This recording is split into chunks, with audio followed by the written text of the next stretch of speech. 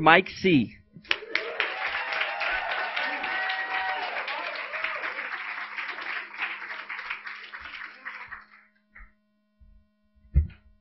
Okay. I wish there were more announcements.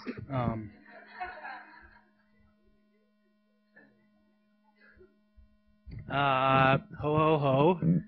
Ho ho ho. Merry Christmas. My name is Mike. I'm an alcoholic. Thank you, Matt, for asking me to speak tonight. I'm really grateful. First, my home group is the Sunday night roundtable meeting at 7 p.m. And my other home group is the Thursday night men's stag meeting. And my sobriety date is December 20th, 2003. And I just celebrated 15 years on Thursday.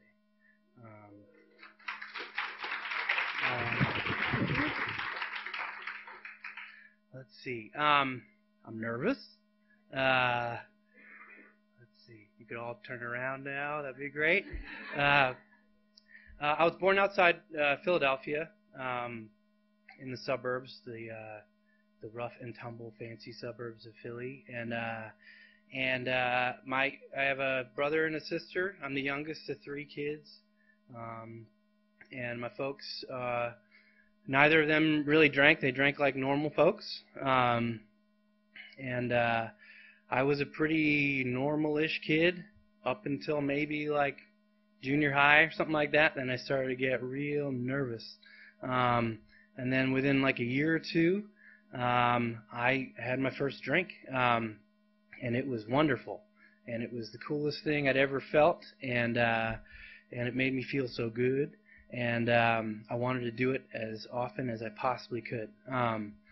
And I was generally kind of a rule follower kid. I wanted to put up a generally good front, and I was relatively polite kid, and but definitely through the years, drinking warped any kind of sense of morals or ethics I had, to the point where it was kind of an open secret that, like, amongst my friends, that I was a liar and couldn't really be counted on or trusted and or believed. And so I remember one time I was hanging out with my friend Frank, and we were talking about some stuff, and then some of my other friends were there, and just casually he was like, "Oh, but Mike's a liar, so we're not going to go with that." And I remember being like, "What? How does he know that?"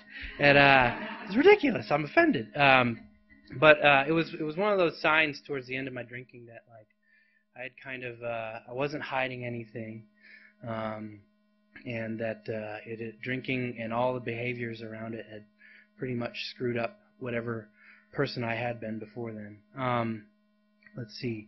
I went to kind of a intense school growing up, in grade school and middle school and high school. It was kind of a fancy school, and stressed me out. And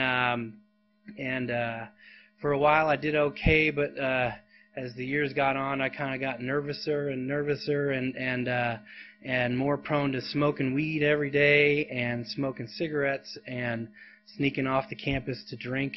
I was more of like an art room crowd person. I wasn't really hanging with athletes or academics. I just had my crew of buddies who mainly I'm still friends with, and we hung out in the art room and went there on the weekends and just kind of did art and drank. Let's see. As I got older, by the time it was time for me to go off to college, I didn't really know what the heck I was doing. I had a pretty warped idea of my self-worth, and so, like, even though I got into 3 good colleges, I thought they weren't good enough, and I'd basically screwed up my whole life. I remember visiting my older brother when he went off to college, and he was going to Harvard, and he was a really smart guy and a good athlete, and I visited him there when I was like 16, and I remember taking the train back home to Philly and being really depressed on the train for the first time in my life, because in my warped worldview, I was convinced that I had totally screwed up my life, because I was never going to be able to do what my brother had been able to do. I've since come to know that's totally screwed up way of thinking, and it's not correct. But it took me years to unlearn that stuff. And it's one of those things that made it very appealing for me to just stay totally drunk all the time, because I had convinced myself of the lie that I was kind of worthless and irredeemable, and yeah, that's about it. Worthless and irredeemable. So stuff like that. I went off to college. Didn't know what I was doing. I was very immature. Immaturity is kind of a big theme of my story. Like, I went off to college. Didn't really know what I was doing there. I got there and I'm like, what am I doing here? And I was very nervous and shy.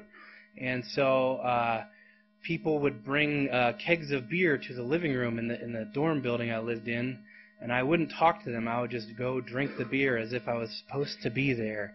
And I would just get hammered until I was sick, and then I would go to my room and pass out. And did that for a year until they asked me to take some time off and figure my stuff out. And because I'd pretty much failed every class that I had signed up for. So I moved home. I had been drinking almost every day at school. It's funny, I read some books that I thought were really fun books, like Hunter Thompson books and Charles Bukowski books, and I learned about morning drinking, and so I started morning drinking, and it was a total game changer for me, and I totally started drinking in the mornings, and I thought that was cool or gritty or whatever, but really I was just a drunk. I didn't really have a good idea of what alcoholism was. I mean, I knew I drank all the time, and all I thought about was drinking, but I thought I was just a worthless piece of crap, and that's why I drank. I didn't really understand the idea of the phenomenon of craving that it talks about in our book. I didn't really understand obsession.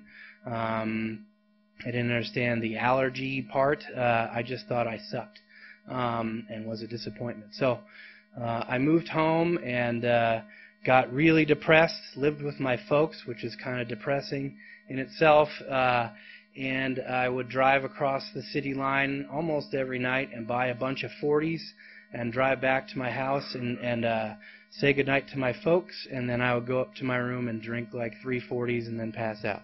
I did that for a couple years. I have some pretty distinct memories of me. I used to play hockey in high school. I was not that good, but I was big. I was also very codependent. Like, I would run around and knock people down, and then I would apologize, and I would pick them up. So codependency is part of my deal, too. Same thing with lacrosse. I wasn't very good, but I was big, and I would knock people over, which was good. I was following instructions, but I would also, like, every time pick people up and say, sorry, dude.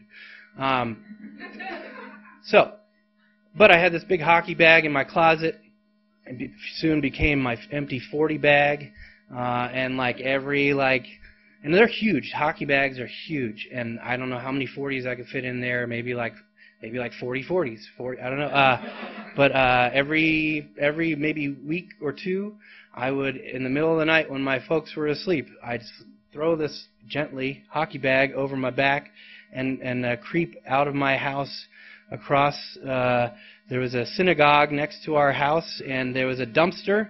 It was the closest dumpster, and I would place every single 40 in there very carefully, and it was just that was my routine. And so I was losing friends over time. I was gaining new types of friends, people who like to drink a lot. I got jobs at bookstores, and I got jobs doing manual labor and construction.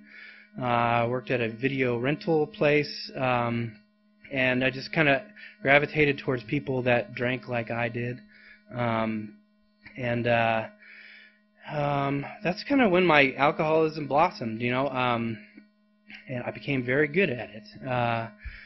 I tried some geographicals. I moved to Boston to be closer to my brother, and he quickly got a job elsewhere and moved, and so I was just up there, and I just lived in Boston for a year, and drank wild turkey and in my room and smoked weed with my housemate. And that was my big Mike's going off to be independent deal. And for another theme of my story is that I was kind of convinced, I was delusional. I was thinking that if I signed up for school and I finished my college degree, that would kind of get me straight, and I wouldn't really want to drink as much as I used to. That did not work. I went back to that college I got kicked out of and pleaded my case, and they're like, sounds good. And I went back, and 2 years later I was in the same situation. I had drank myself out of college again. I really liked school. I studied a lot of philosophy and literature, and I was many majors. I was a painting major, I was a Spanish major, English major, philosophy major, lots of stuff, but nothing really to show for it. And I'm good at trivia, so that's good. Yeah. It's paying off slowly. But all this time I was a depressed person, clinically depressed. I had been going to therapists. I was not honest with them about how much I was drinking. I still was in a lot of denial and very guarded about my drinking. I wanted it to be depression. That's something that I could hand to my parents to help them understand why I was screwing up so much. I didn't want to reveal how much I drank. But by the end of that 2 years in college, I called them and I was like, I'm drinking too much, I'm depressed and I'm not doing well, and they basically came up and rescued me, and I moved back home, and I just drank. So much drinking. There's not a lot of details. I often wonder how I'm supposed to tell my drinking part of my story, because I was drunk all the time, and I don't remember tons of things, but suffice it to say, it was pretty bad. Up until I was 24, 25, I drank pretty much every day. I lived in crummy apartments.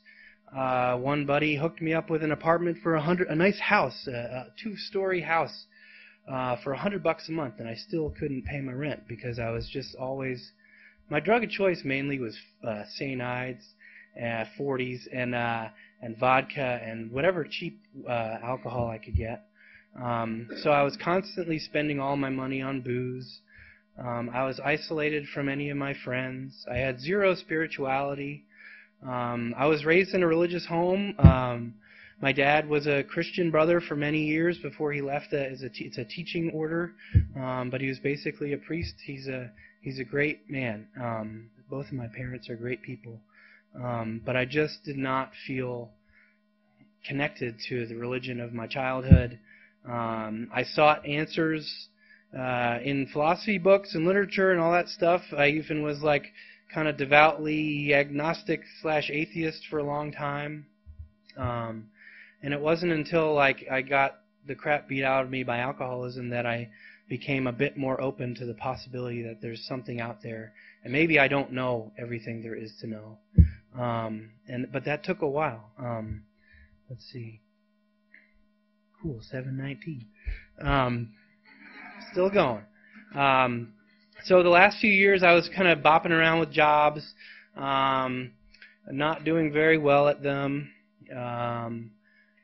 I really liked construction work because it kind of helped me feel like I was taking care of myself physically, even though a lot of the time we were high and hungover.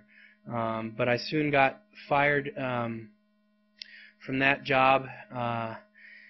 Partly it was such an alcoholic / codependent thing. I had these dudes from Mexico that I was working with, and their car caught fire on the highway on the way to work, and the police came and they all ran away, and it was on the news, and they still ended up at work somehow. And I was like, I'm gonna get you legal counsel for this situation, and they're like, whatever, dude, and so I spent an entire day complete in and out of a blackout in my house, calling up legal aid organizations, trying to get them connected to my coworkers, whose names I didn't really know, and I really didn't know much of their situation, but I was trying to save them. And But that was kind of the last straw as far as I can remember it. It was pretty fuzzy.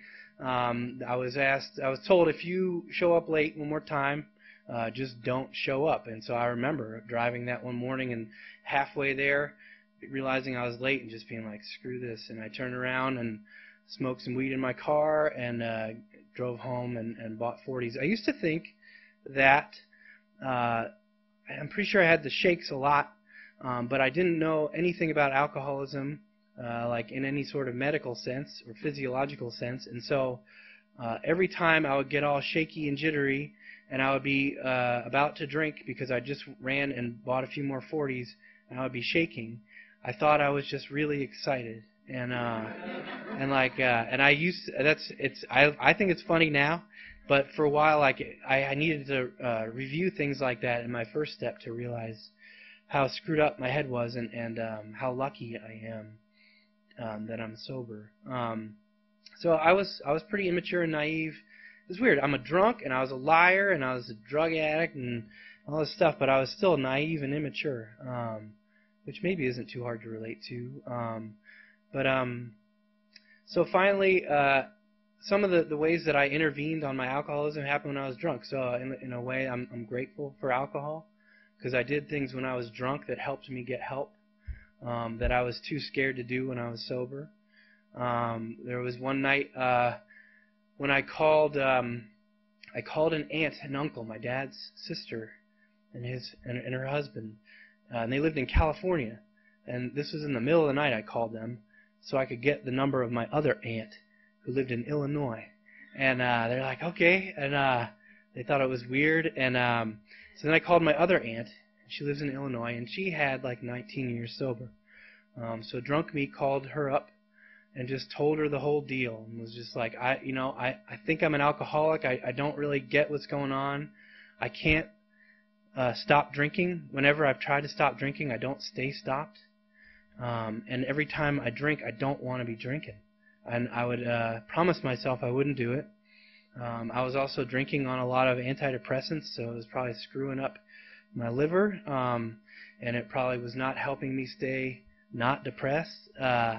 And I just really wanted to die. I was kind of like passively suicidal for several years towards the end there, where I just really didn't care if I died or not. That's sad. So I also sought out an alcoholism specialist. I went to this dude in Philly one day, one appointment, and was just like, I am an alcoholic.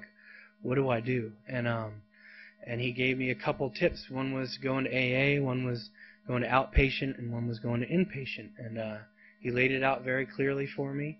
I had been started soon after, around that time, going to AA meetings drunk. I would drive drunk to the AA meetings and just show up and sit in the corner and kind of listen and then get the hell out of there. So people were planting seeds in my head about AA. There was a coworker that I worked with at Barnes & Noble, and he was probably 20 years older than me, and we would drink together and we smoked pot together. But one day he showed up when I was working, and he showed me this little coin, a little like shiny coin. He's like, look at this. And I was like, what is that? And he said it's a 30-day coin or a 1-month chip. And I was like, what's that? And he's like, I've been sober for a month. You should come to these meetings. And so I came to a couple of those, and didn't really stick. I didn't really know what was going on. I was terribly depressed, very anxious, and like I said, pretty immature. So I called up my folks, was like, hey, let's get breakfast. And they're like, okay. It's very rare for me to invite my parents to a meal at a restaurant, so they knew something was up. And I told them, I think I'm an alcoholic. I can't stop drinking. I need help. I went to a doctor, and he said, these are some options. Is there any way you can help me? And they said, let's think about it. And so they took maybe like a couple days, and they talked to some people, and they got back to me, and they said, we can. There's a place where we're willing to send you.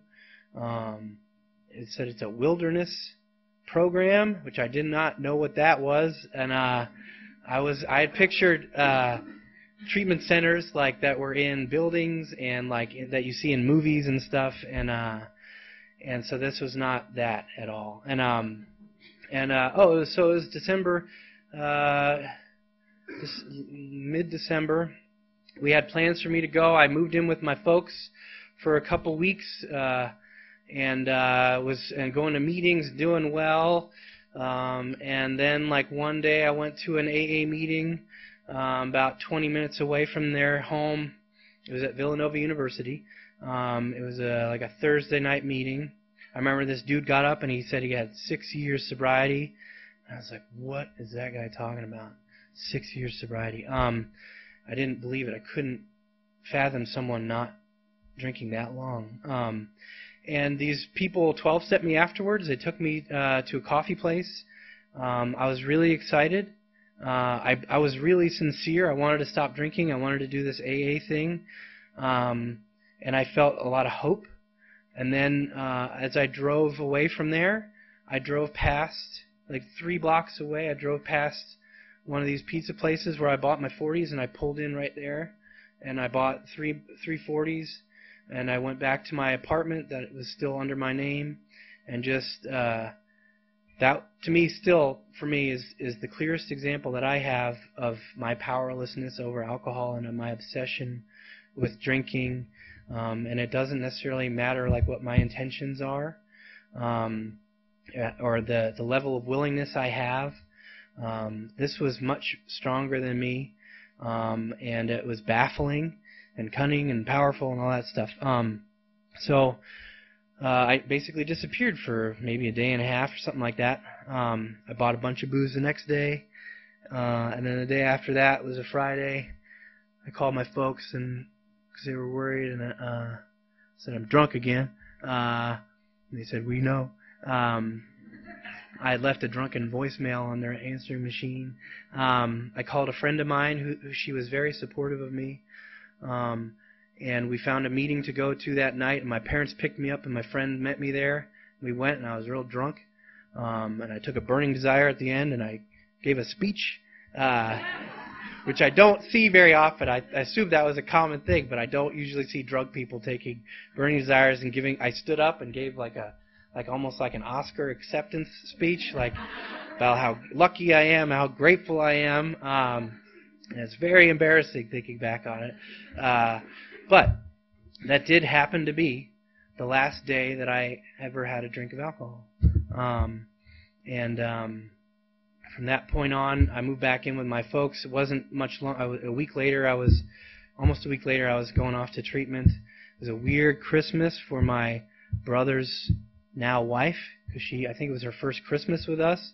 And it was like, she came and we sat her down. We're like, I'm going to rehab. Good night. Thanks for coming to Christmas. And this is our family. And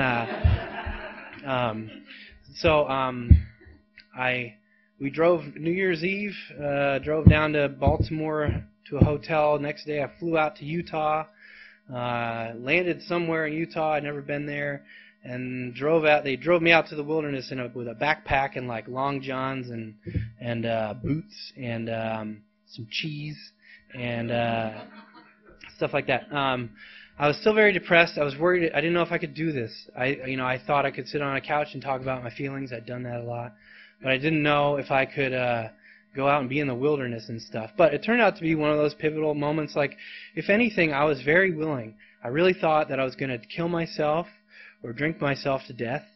I was totally confused by alcoholism. I was sick of spending so many years like being depressed and going to therapists and doing medication and signing up for schools again and then not going to school and getting fired, and I was just so tired of it all, and I had no more solutions. And I started listening to people at the rehab. I started my first time really in my adult life considering that there might be a God. I was very nervous about praying. I was very self-conscious about it. I had this image in my head that I still do sometimes, that if I were like be caught praying, that a hidden camera crew would come out and be like, "You're an idiot! Like, look at you praying." And because I thought it was unintelligent and uneducated to like believe in a higher power. But they had llamas at this wilderness place, and they helped us carry stuff around when we moved to different campsites. And so when they told us to go practice praying, I went to a llama named Bucko, and I started talking to Bucko as if I were praying to him. And it was good practice. I need practical stuff. Like, I'm not really always good with nuance. Like, I need to be told, like, go do this, and I'll go try it out usually. And so that actually, I'm forever, it's silly to say, but I am forever in debt to that llama named Bucko. And he helped me learn how to pray and not feel too silly about it, or not, at least not to take myself so seriously. And another moment out there I had, I became willing to consider that there was a God, and if he had anything to do with me, he might be responsible for some of my good traits. I didn't have a very long list of good traits about myself, but like, I thought like I was polite, I was good at Spanish, and I was good at art. And if anything, though, it made sense to me to attribute those talents, or whatever you want to call them, to God. And so these little things were happening, these little revelations were happening. One freaky thing that happened out there, it's not that freaky, but I still remember it. I kind of think of it as a God shot or something like that. I had a counselor. I was a very mopey, depressed alcoholic, and I'd listened to this singer named Elliott Smith, who was also a mopey, depressed heroin addict, and he stabbed himself to death. But when he did that, I remember I was still drinking when he did that, but I had felt so connected to him because through his depressing songs about drinking and drug use, that it felt like my friend had just killed himself. And I remember the day, and I was like, whoa, and because I felt a direct connection between his alcoholism and drug addiction and my own. And so it was one of those very scary moments, like, this is for real. I hate myself, but maybe I don't want to die. So when I was out there, they had a guide out there who actually got sober in Prescott, and he told me that he had gone to high school with Elliott Smith, and was his buddy in high school and played music with him. And so when I told him that one of the things that got me to ask for help was Elliott Smith killing himself, we had kind of a neat, sincere, sad moment. And it felt like one of those special things, like maybe I'm supposed to be here. Or one of the things I've learned in sobriety is like, it might be cool stuff happening all the time, but if my eyes aren't open to seeing it, I'm not going to realize that those cool things are happening. One more interesting thing happened before I got sober. In those last few days, I had called my high school English teacher just to be like, "What's up, man? Remember me?" And he was one of the teachers that I found most supportive. He also may have been an alcoholic. Maybe that's why I was connected to him. But I found out his phone number and I called him. He was living in Georgia. I had graduated high school 7 years before that. And we had a really awkward conversation for about 5 minutes, pleasantries. But I said I didn't have anything else to ask him, but I was like, "You read any good books lately?" And he said, "Yeah." And he named this one book, and the first book he named, and it's called Markings, and it's by the Swedish guy named Dag Hammarskjöld.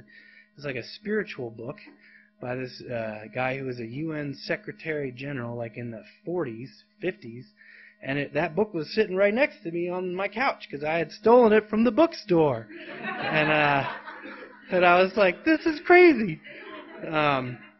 So I can't explain that. I don't get it, but it's one of those things that happened in the last few weeks that led into some sort of spiritual transformation for me, and I'll never forget it. Let's see.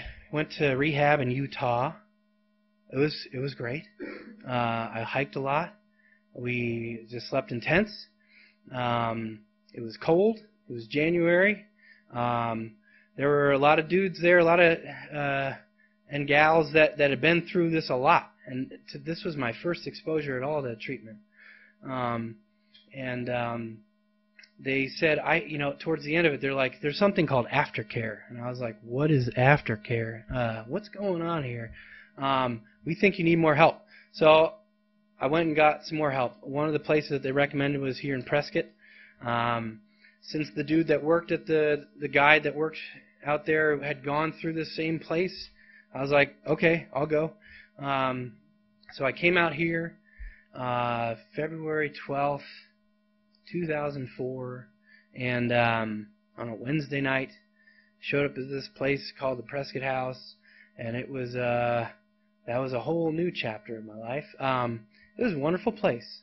It changed my life, and it was challenging, but I was very willing.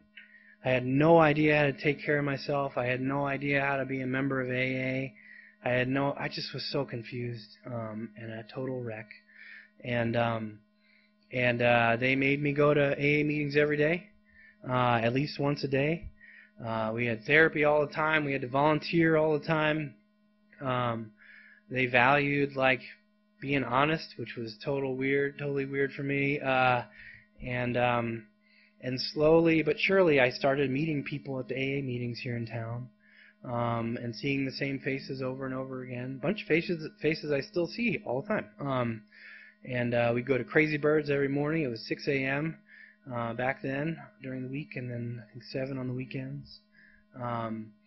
I started taking my meds as prescribed, which also means don't drink on them. And I started to kind of learn how to value myself a little bit. I got a sponsor.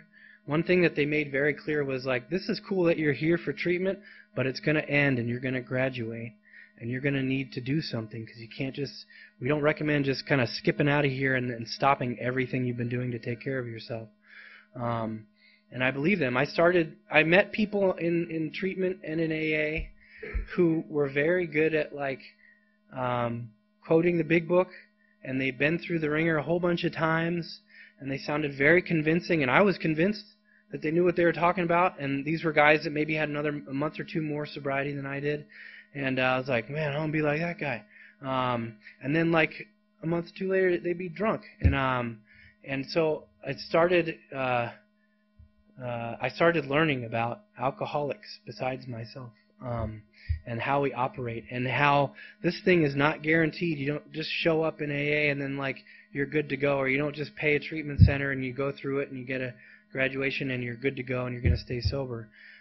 It started being very clear to me that I had to work, and I had to work outside of like what was expected from me in treatment. That was kind of a new thing. Like I said, like I'd tried school a lot and homework and assignments, and I was not very good at like completing tasks. I did complete college this past year, and so I completed that task. I was on a 22-year plan, and so I learned a lot. But it was a really proud moment for me. I do things slowly, not just school, but like I find I sponsor guys slowly. I work with my sponsors slowly. I just do things like that. I eventually got out of treatment. I worked at Target for a while. I was a Target team member. My red polo shirt, my khakis, and then I got hired at the treatment center that I worked at, and I ended up working there for like 8 years. And it was a wonderful, fulfilling, exhausting experience. I learned a lot there. One of the things that I learned, though, was when I was working with a sponsor, maybe I had like maybe 8 years sober, something like that. And I know I had made a mistake at work, and I hid it. I didn't want to get in trouble. And it was eating my lunch. It was just living in my head maybe for a year, this mistake. And it was killing me. And I talked to my sponsor about it, and we talked about making amends. And I was so scared of losing my job because my identity was very wrapped up in working at a treatment center. I really thought I had found my calling, helping other alcoholics. It's one thing. Before I got sober, I was like, man, I don't know what the hell I'm supposed to do here. And then I got sober, and I'm taught rightfully that, like, if you're an alcoholic and you get sober and you've done certain things to stay sober, you might be able to transmit that to somebody else who's struggling. And that was like the first time I'd ever felt a sense of purpose. And I was really grateful for it, and I believed it. I didn't have to be perfect. I didn't have to have gone to like an Ivy League school to do it. I just needed to like be me. And that was a wonderful thing for me to realize. And so I was worried I was going to get fired. And my sponsor pointed me out the section in the big book where it talks about us having a new employer, that being our higher power, and that my employer here on planet Earth is not necessarily like my ultimate employer. Like, I'm here to do spiritual stuff, not hold on to my job by being a dishonest person. And it was killing me now that I had a conscience. And so it took me a while, but I said a bunch of prayers and wrote about it and went and made my amends. I did not get fired. As soon as I made amends and told the truth, I started breaking down crying, just because like a year at least of all this guilt had built up, and it was a really important experience for me. Even if I had gotten fired, I was ready to be fired. There's certain things that are now really important to me in sobriety that weren't really that important before. AA and doing the steps has like taught me what's valuable to me, and I get to decide what those things are, and what's not valuable to me. I feel like I'm slowly becoming a pretty decent human being. I'm doing the best I can. I met a wonderful woman in sobriety. She's great. I married her, and she said yes. I proposed to her New Year's Eve at 2011, I believe, after a New Year's Eve speaker meeting. And I love her. I feel one of the things that I'm here to do in sobriety is I don't necessarily think that my higher power at least goes around like moving things on a chessboard. Some people do. That's wonderful. I'm not currently with that. But I do kind of believe that like there are people that show up in my life, and my purpose now is to like love them as best I can. Like be like who I want to be, the person I want to be the husband I want to be. So like I'm really grateful for my wife, and that I get to learn how to be a husband to her. These are not things that I cared about before. I just cared about getting hammered and whether or not I had enough 40s in my fridge. The last couple years I just mainly ate pizza that was given to me for free from the place I bought my beer. I'm just having a little flashback right now. And because they felt sorry for me. So I'd go get my 40s and they'd be like, here's this old pizza. And besides that, I would have bread and my empty fridge except for my 40s, and I'd put salt on the bread, and I'd have salt sandwiches. And I'd have these little packets of oatmeal, and I wouldn't even want to heat it because I was so lazy and drunk. I would just pour hot water in the little packet of oatmeal and eat it over the sink. So, and I drank Listerine once. Highlights. They're coming back to me. This is good. Getting it out. So, met my wonderful wife. We are married. I lose my job at the treatment center because of just really didn't have a clear position there. Started working at this other job that through my wife, it's a friend of hers. It's a cool job. This company sells hiking tours in the Swiss Alps, and I've never been to the Swiss Alps. I don't hike a lot. I was still smoking. I smoked a lot of cigarettes. One way that I don't think this is a good idea, but this is what I did for a long time. When people confronted me about my smoking, to try to get me to quit, I would say that my higher power smokes the exact same brand of cigarettes that I do. Yeah. It helped keep the shame at bay, but it also helped me keep smoking for a while. I no longer smoke. I smoked for 20 years, but some of the principles of AA helped me quit smoking too. So me and my wife, we want to start a family, and we're finding that it's not happening. And it was a really challenging period. These are the last 5 years almost, I think. I'm not super great at chronology and durations, so I try to spitball it sometimes when I'm trying to think about years. But so we've been trying for a long time and without success. And it's really it's one of those things that's really devastating, and because there's this thing we want. It's very clear. And we're both living principled lives and not drinking anymore, and I'm being honest and showing up to work, and it's now give me the thing. I want the thing. I want that thing. Give it to me. I'm just not getting it. And neither is my wife. It's harder on her than it is me. It was really hard. It's been really hard to see her suffering through it. But all this time, I've definitely been working with my sponsor, working on expectations and trying to stay in gratitude for what I do have. I have such a wonderful life. I cannot believe it. The job that I got at this place became a full-time job. I've been there maybe 5 years now. They've sent me over to Europe 3 times now to go wander and in the hills. And this last time they sent me over for a month, and they paid for me to go hiking in these villages in Switzerland, Italy, and France. And every time I go there now, I go to these meetings. I find AA meetings there. I love going to AA meetings when I travel. Okay. 3 minutes. Well, I still got some stuff to say. So, job's great. AA is great. I work with my sponsor a lot. I'm not the best sponsee, but I've learned how to stick with it and don't quit.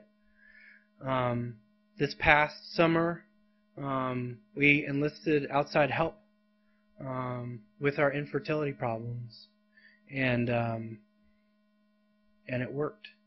And I'm really grateful. And we're expecting our child in the end of March, and we're really, really grateful. And,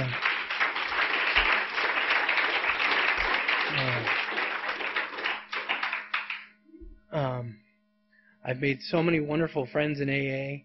I was such a loner and an isolator and a screwed up kid when I showed up here in Prescott, and I've never quit AA.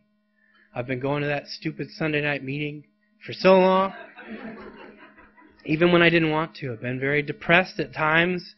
I've sought outside help for that too, and I followed the instructions for that too. I spoke to my sponsor earlier today because I was freaking out about tonight. I met with him last week to go over more step work, and I'm sponsoring guys too. I was very scared to sponsor guys because I thought I would be really bad at it. But I've since learned that I'm only going to be bad at it if I don't do it. So now that I have sponsees and I'm just doing it, it's like practice for the next guy. My sponsor likes to say that, once you get sober, that's great, but soon it becomes preparation for you to help the next person that comes in the door. And I've been trying to live that way for several years now, since been working with him. And it's really changed my life to get some service commitments and to show up and show up and show up and just see what God or life has in store for me. So I hope you all have a really wonderful Christmas and holiday season, and I'm really glad that Matt asked me to speak tonight. That's all I got.